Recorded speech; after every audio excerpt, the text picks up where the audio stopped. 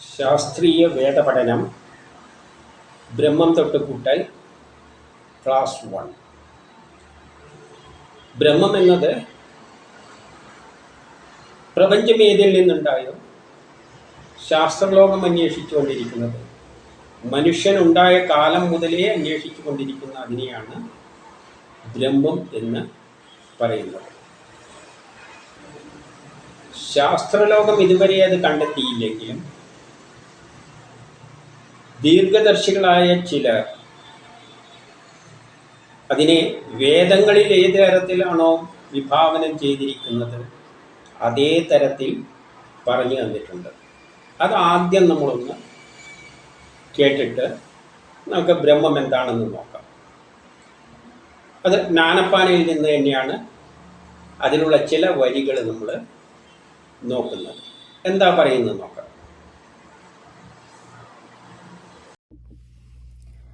ഒന്നുകൊണ്ടും ചമച്ചൊരു വിശ്വത്തെ ഒന്നുപോലെയൊന്നില്ലാതെയുള്ളതേ നന്നായുള്ളൊരു ജീവസ്വരൂപമായി ഒന്നിലുമൊരു ബന്ധമില്ലാതെയായി നിന്നവൻ തന്നെ വിശ്വം ചമച്ചുപോൽ മൂന്നുമൊന്നിലടങ്ങുന്നു പിന്നെയും ഒന്നുമില്ല പോൽ വിശ്വമനീരത്ത്. ഇവിടെ പറയുന്നത് ഒന്നുകൊണ്ട് ചമച്ചൊരു വിശ്വത്തിൽ. അപ്പൊ ഈ വിശ്വം ഒന്നുകൊണ്ടാണ് ഉണ്ടാക്കിയിരിക്കുന്നത്. വേദങ്ങൾ പറയുന്ന ആ കാര്യം എടുത്തു പറയുകയാണ്. എന്തോ ഒന്നുകൊണ്ടാണ് ഈ വിശ്വം ഉണ്ടാക്കിയിരിക്കുന്നത്. ഒന്നുപോലെയൊന്നില്ലാതെയുള്ളത്. അങ്ങനെ ഉണ്ടാക്കിയിരിക്കുന്ന വിശ്വത്തിൽ എല്ലാം വ്യത്യസ്തമായിട്ടാണ് ഉണ്ടാക്കിയിരിക്കുന്നത്. എല്ലാം വ്യത്യസ്തമാണ്. എന്നാൽ അതിലെല്ലാം ഒന്നായുള്ളൊരു ജീവസ്വരൂപമായി, അതിലെല്ലാം അത് ഒരു ജീവസ്വരൂപമായി സ്ഥിതി ചെയ്യുന്നുണ്ട്. പലതായിട്ടാണ് അത് മാറിയിരിക്കുന്നുണ്ടെങ്കിലും, സൃഷ്ടിച്ച വിശ്വത്തിലുള്ള എല്ലാം പലതായിട്ടാണ് സൃഷ്ടിച്ചിരിക്കുന്നുണ്ടെങ്കിലും അതിലെല്ലാം ഒരു ജീവസ്വരൂപമായിട്ട് നിൽക്കുന്നതാണ് ആ ബ്രഹ്മം. എന്നിട്ടോ ഒന്നിലൊരു ബന്ധവുമില്ലാതെയാ നിന്നവൻ തന്നെ വിശ്വം ചമച്ചത്. എല്ലാം അതായിട്ട് മാറിയിട്ട് വ്യത്യസ്തമായ കാര്യങ്ങളായിട്ട് പ്രപഞ്ചത്തിൽ മാറിയിട്ടുണ്ടെങ്കിലും അതിലൊന്നും ഒരു ബന്ധമില്ലാത്ത പോലെയാണ് അത് നിൽക്കുന്നത്. അതുമായിട്ട് അതിന് ഒരു ബന്ധവുമില്ല. അത് തന്നെയാണ് എല്ലാമായിട്ട് മാറിയിട്ടുണ്ടെങ്കിൽ അതുമായിട്ട് അതിനൊരു ബന്ധവുമില്ല. അങ്ങനെ നിൽക്കുന്ന ആ ഒരു സംഗതിയാണ് വിശ്വം ചമച്ചത്. അതാണ് ബ്രഹ്മം എന്ന് പൂന്താനം വ്യക്തമായി പറഞ്ഞു തരുന്നു. പക്ഷെ അതെന്താണെന്ന് നമുക്ക് പിടികിട്ടിയിട്ടില്ല. പിന്നെ എല്ലാം ആ വിശ്വം മൂന്നും പോയിട്ട് അതിൽ തന്നെ ഒടുവിൽ ലയിക്കുമെന്നും പറയുന്നു. രണ്ടാമത്തത് വളരെ വ്യക്തമായിട്ട് വിവരിച്ചു തന്നിരിക്കുന്നത് നാരായണ ഗുരുവാണ്.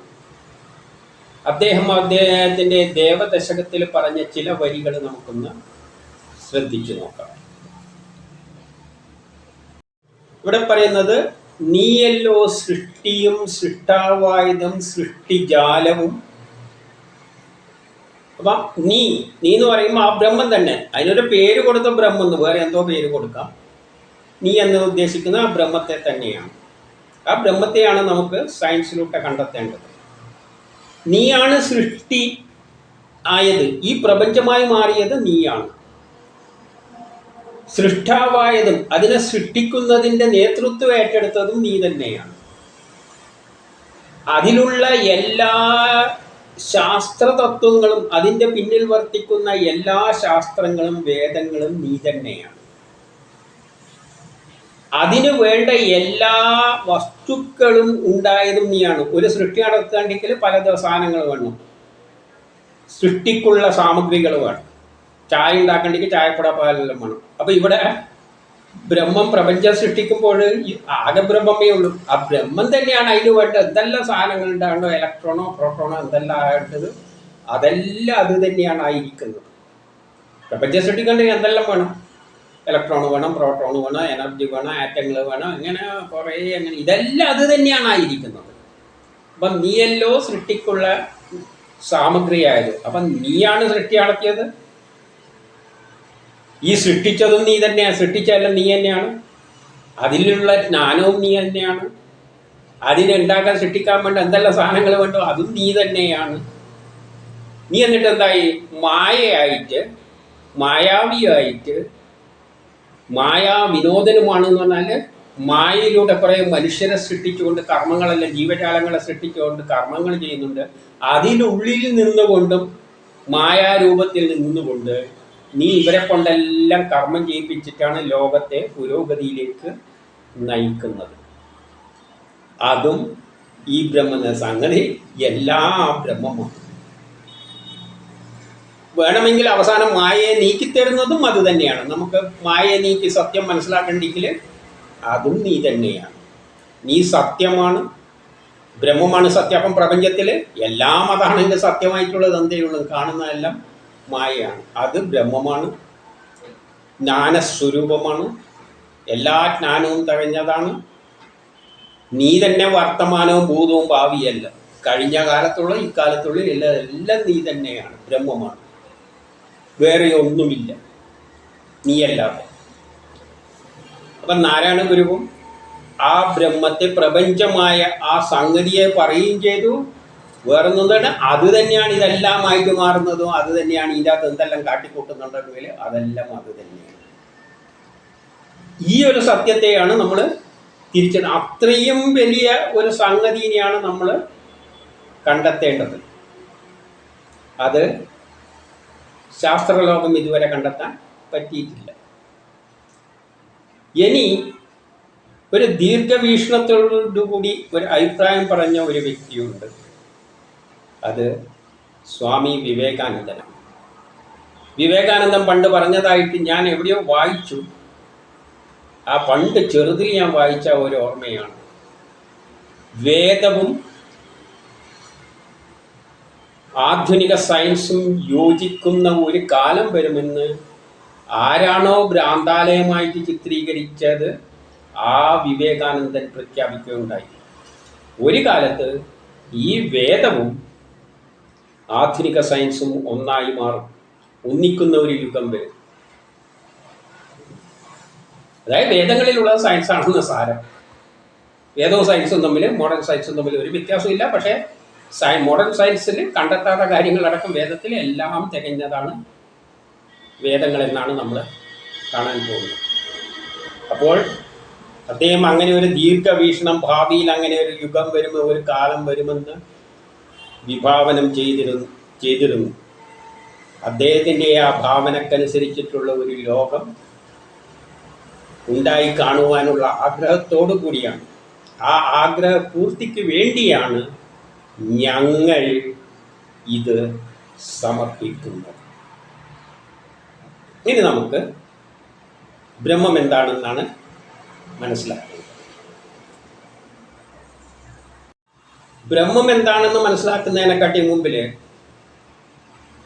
ആ ബ്രഹ്മമാണല്ലോ പ്രപഞ്ചം സൃഷ്ടിച്ചത്. നമുക്ക് ഒരു സൃഷ്ടി നടത്തി നോക്കാം. സൃഷ്ടി നടത്താൻ എന്തെല്ലാം പ്രയാസങ്ങളുണ്ട് എന്ന് നമുക്ക് നോക്കാം.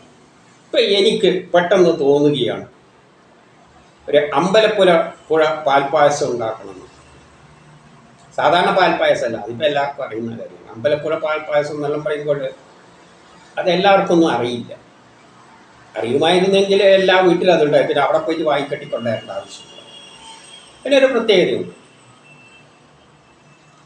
അപ്പോൾ അത് എനിക്കൊരാഗ്രഹം തോന്നി ഉണ്ടാക്കണമെന്ന്. അപ്പം ഞാനെന്ത് ചെയ്യുന്നു?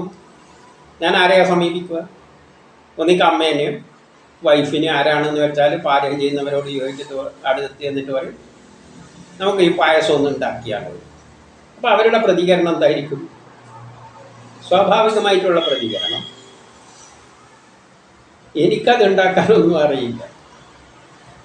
ഉണ്ടാക്കാനുള്ള വിദ്യ അല്ലെങ്കിൽ ആ പാചകക്രമം ഉണ്ടല്ലോ, അത് തരികയാണെങ്കിൽ, ഉണ്ടാക്കേണ്ട വിധമെല്ലാം പറഞ്ഞു തരികയാണെങ്കിൽ ഞാൻ ഉണ്ടാക്കാമെന്ന് പറയും.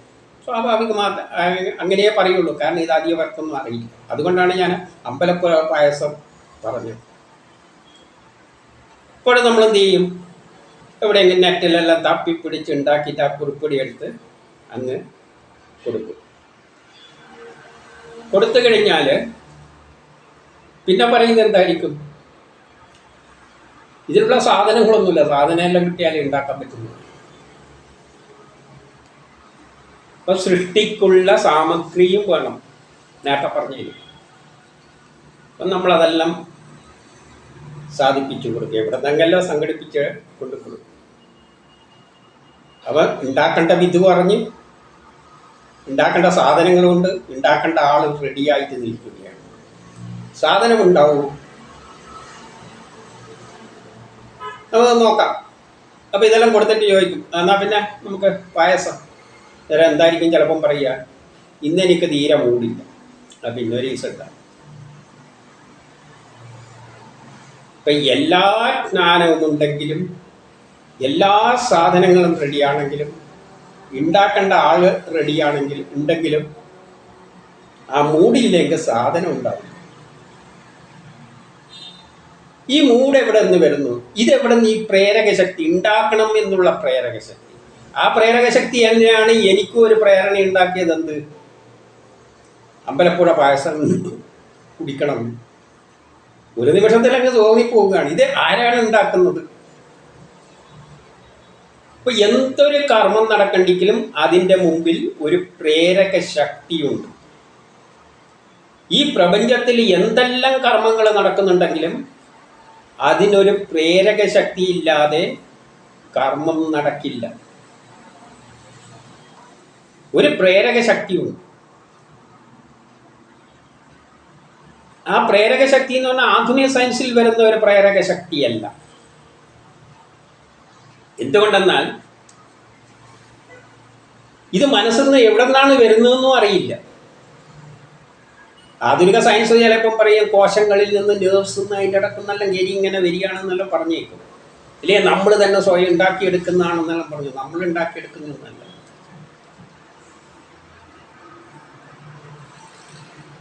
ഇനി നമ്മൾ ഉണ്ടാക്കിയെടുക്കുക അങ്ങനെ പറയാമെങ്കിലും പ്രപഞ്ചം ആദ്യം ഉണ്ടാകുമ്പോൾ ഈ പ്രപഞ്ചത്തിൽ ഒന്നുമില്ലാത്ത അവസ്ഥയിൽ അവിടെ അങ്ങനെ ഒരു സാധനമില്ല. പിന്നെ അത് ഇവിടെ നിന്ന് വന്നു എന്ന ചോദ്യമാണ് അവിടെ വരുന്നത്. അപ്പം നമ്മൾ അവിടത്തേക്കാണ് പോകുന്നത്. അപ്പോൾ ഇവിടെ കോശങ്ങളാണ് ഞാനാണെന്ന് പറയുകയാണെങ്കിൽ സൃഷ്ടി ആദ്യം പ്രപഞ്ചം സൃഷ്ടിക്കുമ്പോൾ അവിടെ ഒന്നുമില്ല. അപ്പം എന്തോ ഒന്നുണ്ട്. അവിടെ നിന്നാണ് ഈ പ്രേരക ശക്തി വരുന്നത്.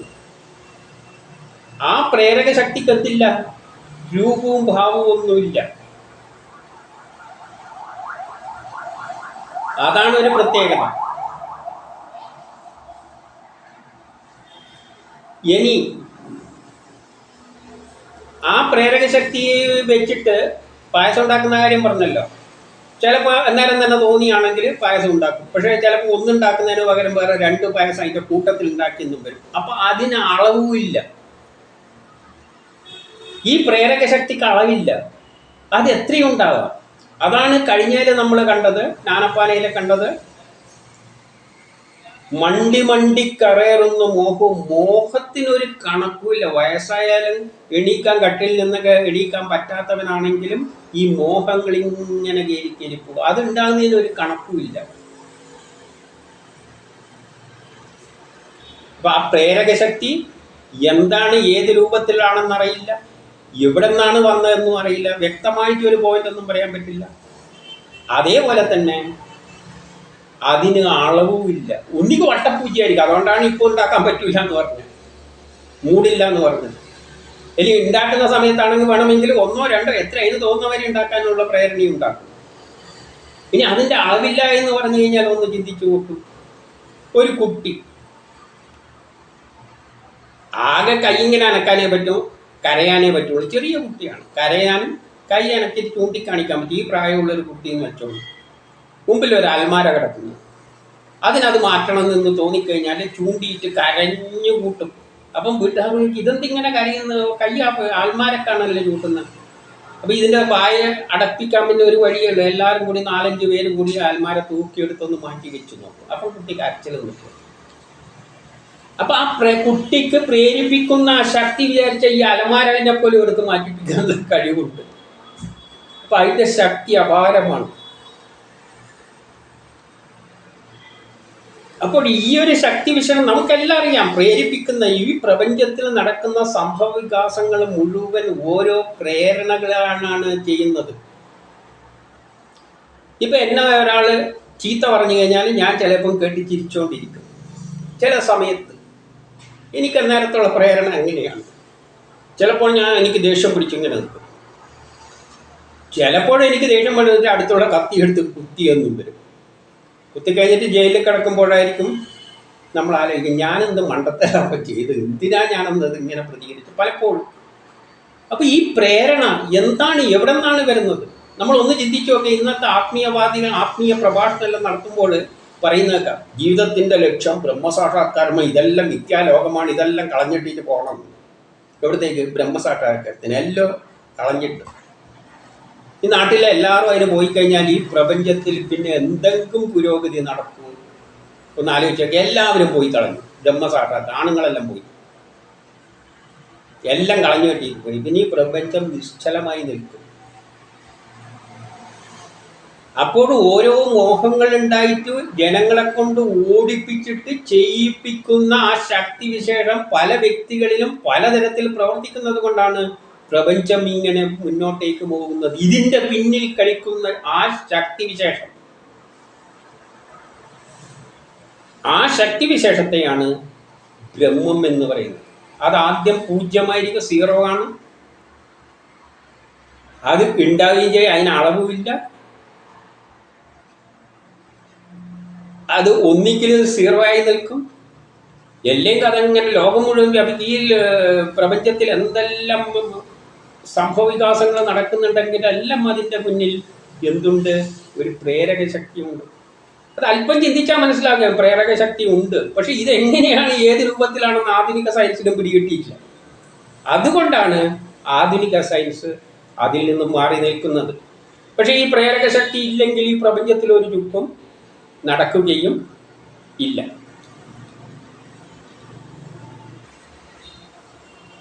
അപ്പോൾ പ്രപഞ്ചം ഉണ്ടാകുന്ന ആ സമയത്ത് ആകെ ഉണ്ടായത് ഈ ഇങ്ങനെ ഒരു പ്രേരക ശക്തി ഉണ്ടായിട്ടുണ്ട്. ആ പ്രേരക ശക്തിയിൽ നിന്നാണ് ഇത് പ്രപഞ്ച സൃഷ്ടി ആരംഭിക്കുന്നത്. ആ പ്രേരക ശക്തിക്കാണ് നമ്മൾ എന്ത് പറയുന്നത്? ബ്രഹ്മം എന്ന് പേര് കൊടുത്തിരിക്കുന്നത്. നമുക്കിപ്പം തൽക്കാലം ഒരു പേര് കൊടുക്കാം, ബ്രഹ്മം. പേരെന്ത് കൊടുക്കാൻ? അതിനി എങ്ങനെയാണ്? അപ്പോൾ ഒരു പ്രേരക ശക്തി ഇല്ലാതെ പ്രപഞ്ചം ഉണ്ടാവില്ല. അപ്പം അതൊരു ശക്തി തന്നെയാണ്. ശക്തി എന്ന് പറഞ്ഞാൽ സയൻസിൽ വരുന്ന ഒരു ശക്തി തന്നെയാണ്, ഒരു ഊർജം തന്നെയാണ്. ആ ഊർജമാണ് പ്രപഞ്ചമായി മാറുന്നത്. ആ ഒരു ശക്തിയെ ഉപനിഷത്തിൻ്റെ എല്ലാ ഉപനിഷത്തുക്കളും തുടങ്ങുന്നതിന് മുമ്പിൽ ഒരു ശാന്തി പാഠമുണ്ട്. ആ ശാന്തി പാഠത്തിൽ ഒന്ന് ഇതിനെപ്പറ്റിയാണ് പറയുന്നത്. എല്ലാ വേദങ്ങളിൽ പറയുന്ന ബ്രഹ്മത്തെപ്പറ്റി ഏറ്റവും കൂടുതൽ വിസ്തരിക്കുന്നത് 108 ഉപനിഷത്തിലൂടെയാണ്. അപ്പം അതിൻ്റെ മുമ്പിൽ ഒരു ശാന്തി പാഠമുണ്ട്. അത് ചൊല്ലണം എന്നാണ് വെപ്പ്. പക്ഷേ നമ്മൾ ഉപനിഷത്തിൽ വരുമ്പോൾ ചൊല്ലാനൊന്നും പോയിട്ടില്ല. കാരണം അതത് പറഞ്ഞതിൻ്റെ മുമ്പിൽ പിന്നിൽ ഒരു ലക്ഷ്യമുണ്ട്. ആ ഉപനിഷത്തിലുള്ള കാര്യങ്ങൾ നിങ്ങൾക്ക് മനസ്സിലാക്കേണ്ടിക്ക് ഈ തത്വം നിങ്ങൾ മനസ്സിലാക്കിയെങ്കിൽ മാത്രമേ നിങ്ങൾക്ക് മുന്നോട്ടേക്ക് പോകാൻ പറ്റുകയുള്ളൂ. ആദ്യം നിങ്ങൾ ഈ തത്വം എന്തിനാണ് ഇതെല്ലാത്തിൻ്റെയും മുന്നിൽ പറയുന്നത് വെച്ച് കഴിഞ്ഞാൽ ഇതിൻ്റെ അർത്ഥം മനസ്സിലാക്കി കഴിഞ്ഞാൽ മാത്രമേ നിങ്ങൾ ബാക്കി പറയുന്ന കാര്യങ്ങൾ നിങ്ങൾക്ക് ഉൾക്കൊള്ളാൻ പറ്റുകയുള്ളൂ, ഉപനിഷത്ത് ഉൾക്കൊള്ളാൻ പറ്റുകയുള്ളൂ.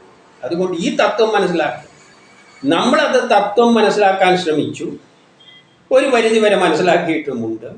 അതുകൊണ്ട് ഉപനിഷത്ത് തുടങ്ങുമ്പോൾ ഇനിയിപ്പോൾ അത് ചൊല്ലേണ്ട ആവശ്യമൊന്നുമില്ല. വെറുതെ ചൊല്ലിയിട്ട് കാര്യമില്ലല്ലോ, അതൊരു ചടങ്ങ് മാറ്റി ചൊല്ലിയതുകൊണ്ട് കാര്യമൊന്നുമില്ല.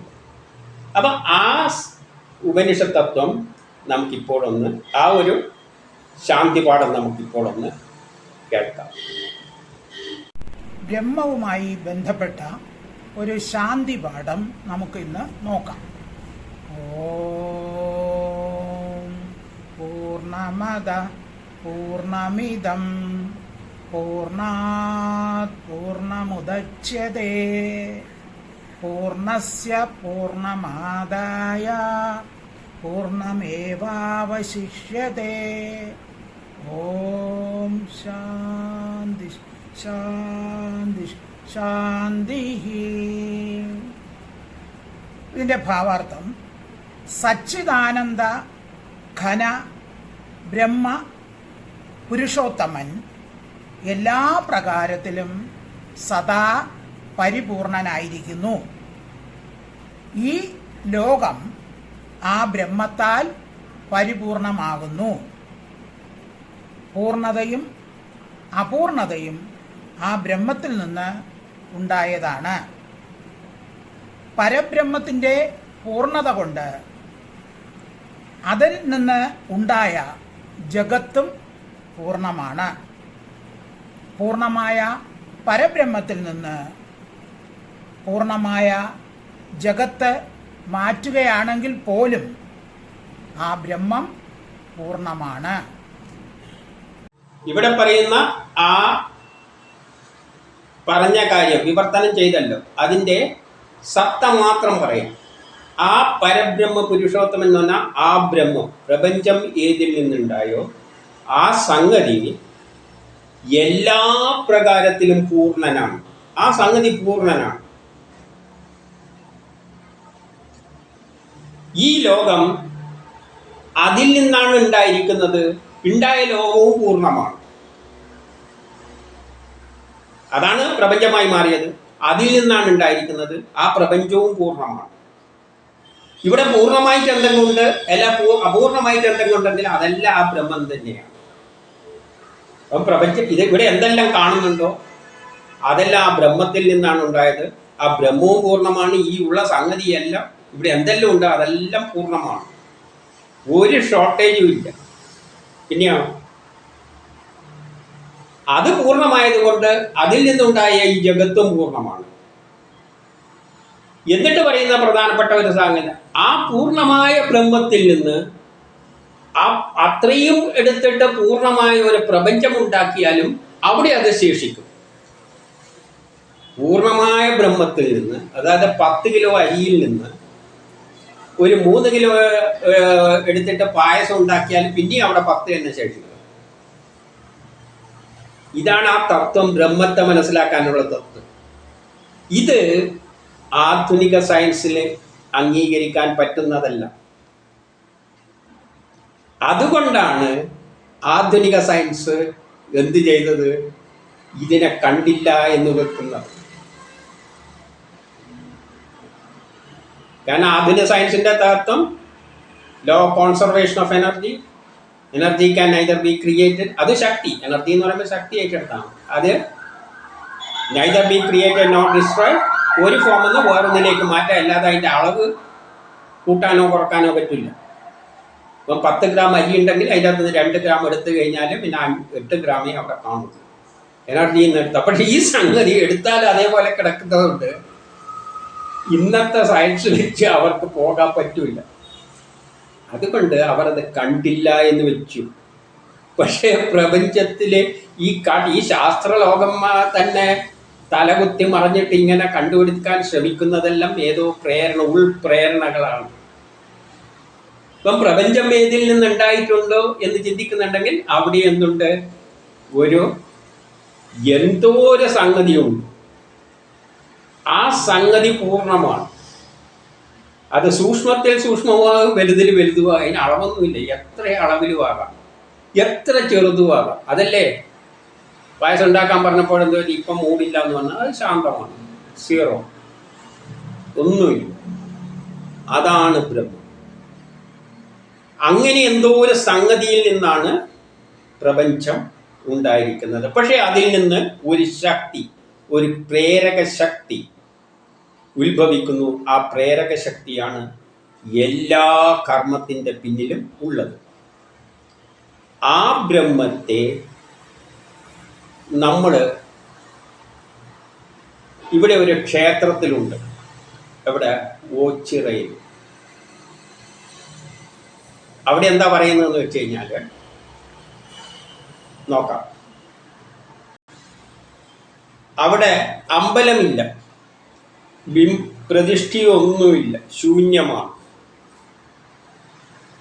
അപ്പം ബ്രഹ്മത്തിന് രൂപവും ഭാവവും ഒന്നും ഇല്ലാത്തത് കൊണ്ട് ശൂന്യമായ ഒരു സങ്കല്പത്തിലാണ് ബ്രഹ്മത്തെ ചിത്രീകരിച്ചിരിക്കുന്നത്. എന്നിട്ട് ഒരു പാട്ടുണ്ട്, അമ്പലമില്ലാതെ എന്നൊരു പാട്ട്. ആ പാട്ടിലും അത് എഴുതിയ ആളുടെ ഭാവനയിൽ ഈ കാര്യങ്ങളെല്ലാം പരാമർശിച്ചിട്ടുണ്ട്. എന്താണ് പറഞ്ഞിരിക്കുന്നത്? കുരുടനും മുടന്തനും ദുഃഖിതർക്കും എല്ലാം പിന്നിൽ പ്രേരകമായി നിൽക്കുന്ന ഒരു ശക്തിവിശേഷമുണ്ട്. അവരെല്ലാം ജീവിതത്തിലേക്ക് നയിക്കുന്നത്, സംരക്ഷിക്കുന്ന ഒരു ശക്തിവിശേഷം ആ ബ്രഹ്മമാണ്, നിർഗുണമായ ബ്രഹ്മം. പിന്നെയോ അരൂപിയാണ്. അരൂപിയാണെങ്കിലും ശങ്കരലീലകൾ ഭക്തർക്കുള്ളിൽ കണ്ടിടാം. എല്ലാ ഭക്തരുടെ എന്ന് പറഞ്ഞാൽ ഈ ലോകത്തിലുള്ള എല്ലാ ജനങ്ങളിലും അതിൻ്റെ ലീലകളാണ് വിളയാടുന്നത്. നമ്മൾ ഈ കാണിക്കുന്ന ഈ ജീവജാലങ്ങൾ എന്തെല്ലാം കാട്ടുന്നുണ്ടോ അതെല്ലാം ബ്രഹ്മമാണ് ആയിരിക്കുന്നത്. അത് മായാരൂപത്തിൽ ഉള്ളിൽ കടന്നിട്ട് കാട്ടുന്നതാണ് ലീലാവിലാസങ്ങൾ.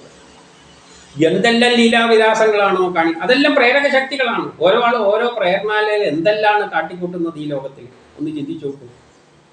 അതുകൊണ്ടല്ലേ ഈ ലോകം ചലനാത്മകമാകുന്നത്. ആ ശക്തിവിശേഷത്തെ നമ്മൾ ആധുനിക സയൻസ് കണ്ടില്ല എന്ന് വൃത്തിയല്ലേ ചെയ്യുന്നത്. എന്തെല്ലാം ലീലകളാണ് ആടുന്നത് എന്ന് നോക്കാം. വെള്ളിക്കുന്നും ചുടലക്കാടും വിലാസ നർത്തകരും, എല്ലാ സ്ഥലത്തിലും അത് വിലാസ നർത്തനമാടിക്കൊണ്ടിരിക്കുകയാണ്. ചിലയിടത്ത് ആഘോഷങ്ങളായിരിക്കും, നൃത്തങ്ങളായിരിക്കും. പിന്നെയോ ഉടുക്കുകൊട്ടും ഓങ്കാരത്തിൻ ചുവടുകൾ ചടുലമായി ഇളകുന്നു. ചിലയിടത്ത് നൃത്തങ്ങളായിരിക്കും. ആ ചുവടുകൾക്കനുസരിച്ച് ചിലയിടത്ത് എന്തുണ്ടാകുന്നുണ്ട്? വലിയ പ്രളയങ്ങൾ നടക്കുന്നുണ്ട്. ചില സ്ഥലത്ത് വലിയ മഹാപ്രളയങ്ങൾ നടക്കുകയാണ്. ഇതിൻ്റെ പിന്നിലെല്ലാം ചില പ്രേരക ശക്തികളുണ്ട്. ആ പ്രേരക ശക്തികളെല്ലാം എവിടെ നിന്നാണ് വരുന്നതെന്ന് വെച്ചാൽ ബ്രഹ്മത്തിൽ നിന്നാണ് വരുന്നത്. ആ ബ്രഹ്മം എങ്ങനെയാണ് ഇതെല്ലാം നടത്തുന്നതെന്നാണ് ഇനി നമ്മൾ ക്രമത്തിൽ ഇത്രയും കേൾക്കുമ്പോൾ ഇതെല്ലാം ബ്രഹ്മമാണെന്ന് ആക്കുമ്പോൾ അതിൻ്റെ ഒരു ഭീകര രൂപം നമ്മൾ മനസ്സിലൊന്ന് ചിന്തിച്ചു നോക്കിക്കൊടുക്കുക. എന്നിട്ടോ സംഹാര താണ്ഡവം ആടുമ്പോൾ അത് ചിലയിടത്ത് പ്രളയവും പലതും എല്ലാം കാട്ടിക്കൂട്ടുമ്പോഴും എന്ത് ചെയ്യുന്നുണ്ട്? ശൃംഗാരകേളികൾ ആടുന്നു. ചില സ്ഥലത്ത് താണ്ഡവ നൃത്തം, പ്രളയമെല്ലാം നമ്മൾ ചില സ്ഥലത്ത് കണ്ടപ്പോൾ ചില ദേശങ്ങളിൽ എന്തുണ്ട്? ശൃംഗരിച്ചുകൊണ്ട് ആളുകൾ ശൃംഗാരകേളികളായിട്ട് നടക്കുകയാണ്. കാമനെ ചുട്ടോരഗ്നിക്ക്, ചിലരുടെ കാമദേവനെ കണ്ണിൻ്റെ ശിവന്റെ ആസ്കരത്തിൽ ചിത്രീകരിച്ചിട്ടുണ്ട്. കാമദേവനെ ചുട്ടുകൊന്നപ്പോൾ ആ കണ്ണിൽ ഇപ്പോഴെന്തല്ല കനലല്ല ഉള്ളത്, കാമമാണിപ്പോൾ കാണുന്നത്. ഒരു കാലത്ത് കണ്ണുകൊണ്ട് അവിടെ കാമനെ ചുട്ട് ഭസ്മമാക്കുമ്പോൾ വേറെ ചില വ്യക്തി, ഇതെല്ലാം വ്യക്തികളിലുണ്ട് എന്നാണ് നേരത്തെ പറഞ്ഞു വെച്ചത്. വേറെ വ്യക്തികളിലൂടെ അതെന്താണ് ചെയ്യുന്നത്? കാമകേളികളാണ് ഇടുന്നത്. കാമമാണിപ്പോൾ അവിടെ കാമമാണ് വേറെ ചിലവരുടെ ഇതിലൂടെ പ്രകടമാകുന്നത്. പിന്നെയോ കുന്നിൻ മകളറിയാതെ, കുന്നിൻ മകളറിയാതെ എന്ന് പറഞ്ഞാൽ ആരെയാ ഉദ്ദേശിക്കുന്നതെന്ന് അറിയാലോ. കുന്നിൻ മകൾ അറിയാതെ എന്ത് ചെയ്യാണ്? ഗംഗക്ക് ഒളിസേവ ചെയ്യുകയാണ്. ആര്?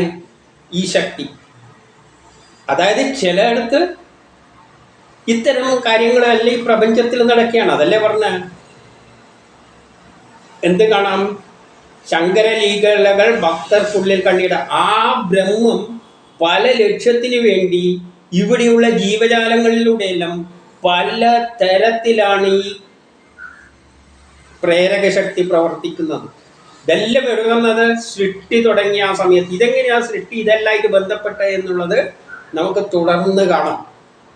അപ്പോഴാണ് ആ സൃഷ്ടിക്രമത്തിൻ്റെ മഹാത്മ്യം നമ്മൾ മനസ്സിലാക്കുക. അപ്പോൾ ഇതിലൂടെ നമ്മൾ ആ ബ്രഹ്മത്തെ മനസ്സിലാക്കണം. പ്രപഞ്ചം ഉണ്ടാകുന്നതിന് മുമ്പിൽ ഒരു പ്രേരക ശക്തിയുണ്ട്.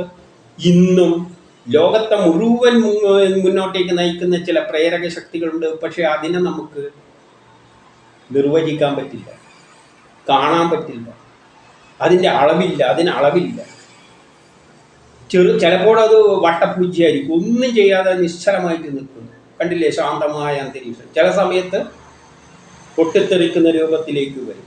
മനുഷ്യരെ തന്നെ വികാരങ്ങൾ, ഇതെല്ലാം നമുക്കറിയുന്ന വിഷയങ്ങൾ തന്നെയാണ്. പക്ഷേ ഇത്തരം ഒരു ശക്തിയെ, ഈ വികാരങ്ങളെ, പ്രേമം എന്ന് പറയുന്ന, ദുഃഖം എന്ന് പറയുന്ന എല്ലാ വികാരങ്ങൾക്കും പിന്നിലുള്ള ആ ഒരു ശക്തിയെ, അതും ഒരു ശക്തി തന്നെയാണ്. ആ ശക്തിയാണ് പ്രപഞ്ചത്തെ മുഴുവൻ മുന്നോട്ടേക്ക് നയിക്കുന്നത്. ആ ശക്തി തുടങ്ങിയത് പ്രപഞ്ചം ഉണ്ടാകുന്ന സമയത്താണ്. അത് പിന്നെ മറ്റുള്ളതിൽ കൂടി എല്ലാം ആക്ട് ചെയ്യുകയാണ്. എങ്ങനെയാണെന്നുള്ളതാണ് നമ്മൾ ക്രമത്തിൽ കാണാൻ പോകുന്നത്.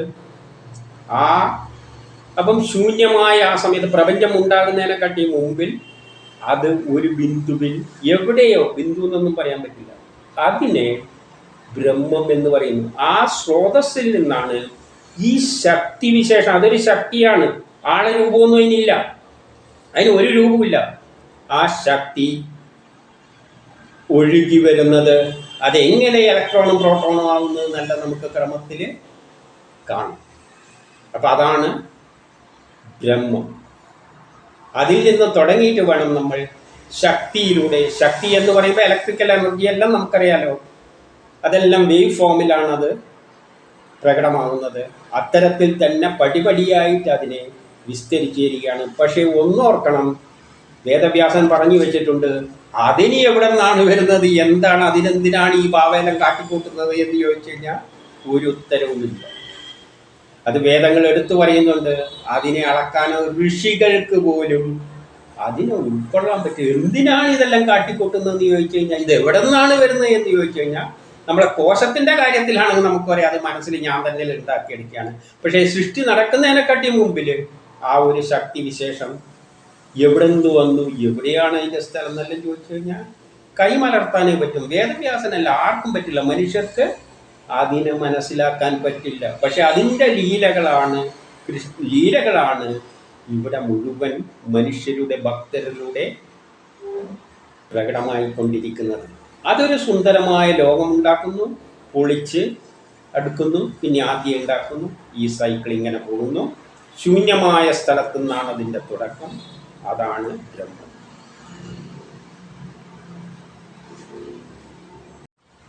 ഈ ബ്രഹ്മത്തെപ്പറ്റി കൂടുതലായിട്ട് നമുക്ക് വേദവരികളുടെ അടിസ്ഥാനത്തിൽ നമുക്ക് അടുത്തതിൽ നോക്കാം. അത് കഴിഞ്ഞിട്ട് ഈശ്വരൻ എന്താണ്, ബ്രഹ്മവും ഈശ്വരനും തമ്മിലുള്ള വ്യത്യാസം, അതും നമുക്ക് അതിൻ്റെ അടുത്തതിൽ കാണാം. അതിനുശേഷം ആ ബ്രഹ്മം എങ്ങനെയാണ് പ്രപഞ്ചമായി മാറുന്നത് എന്നെല്ലാം നമുക്ക് വഴിയേ നോക്കാം.